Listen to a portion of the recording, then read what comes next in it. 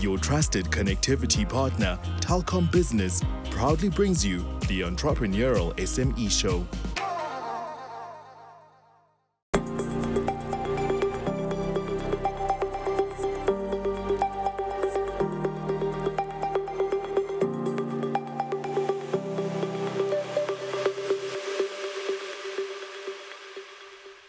Welcome to the Entrepreneurial SME. I'm your host, Mabote. This week, we look at SMEs that are taking the risk to stand out and be more innovative in their service offering.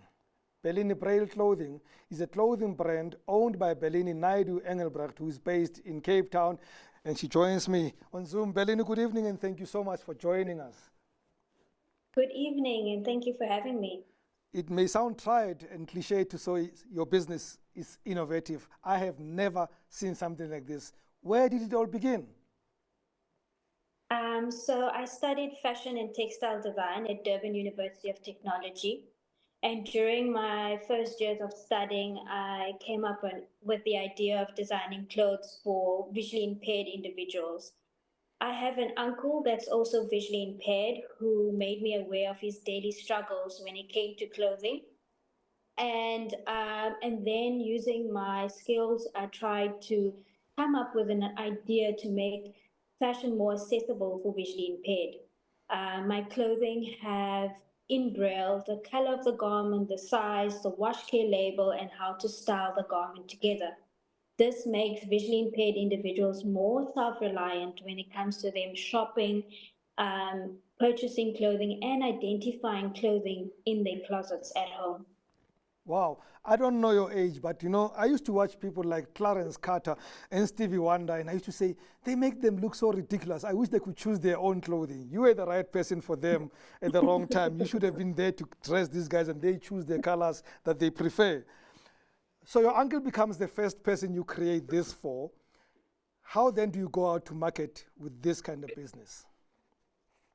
So I think the marketing is most difficult being in South Africa with creating a product that's niche and then making South Africans aware about abilities and disabilities around us, addressing more social challenges that are faced daily by our community, our members. So I think firstly, when the product came out, it was overwhelming. Everyone wanted to know what it was about. And then yet again, they're like, why is Braille on clothing? Why is it needed? So I think the clothing line is more educational, teaching people about Braille. So I think receiving that overwhelmance of attention and media attention around the product is creating awareness for visually impaired individuals all over the world. In fact, I'm glad you said that, because I feel like when I watched the product, I thought it's also educational to people like you and I we've got the vision and we can then relate to Braille, right? But here's the question. We don't think a lot about people with disabilities. What are the challenges that visually impaired people have to deal with daily from a clothing point of view?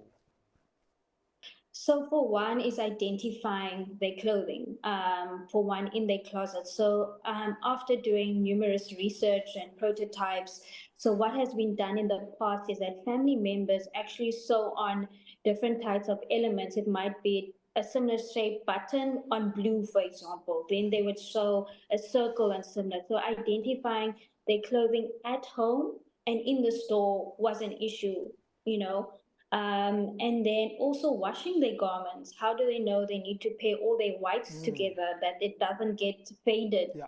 So I think those are ongoing daily struggles of visually impaired individuals. So it makes them non-self-reliant. They're reliant on someone daily to check, am I looking fine?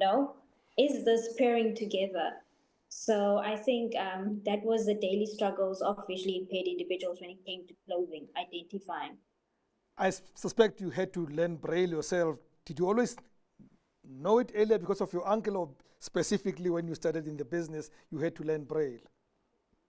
I think when I was developing the product, it was a core element for me to understand Braille. It is very difficult.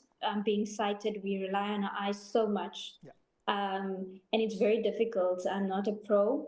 as yet, but I think it is important to be designing with an element and knowing, what are you trying to transcribe.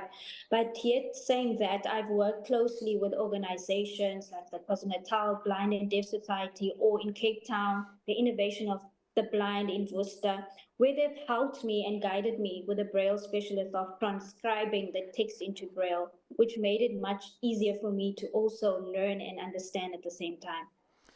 Well, you seem to have caught the eye, pardon the pun, the attention of other people that matter. Right now, you've partnered with Dove to create this amazing show-stopping gown using Braille. Tell us a bit about it. So that was literally mind blowing, coming from a small town in Saldanha Bay, a young entrepreneur trying her best to bring out a brand, and then you get a phone call one day, do you want to collaborate with Dove? So that was one of a stepping stone for me, that saying as a young designer, making it different and putting your work out there that serves a purpose was really, really opening for me. But saying that, I was very grateful to make a dress for them for Durban July, incorporating Braille. There was a message all over, incorporating the theme of Durban July, and Dove itself expressed itself in 100 colors. So I think that experience will always be memorable and shape my career. Most importantly, I hope the experience makes you money. Let's take a break, Balini, and we'll come back very shortly. Do not move.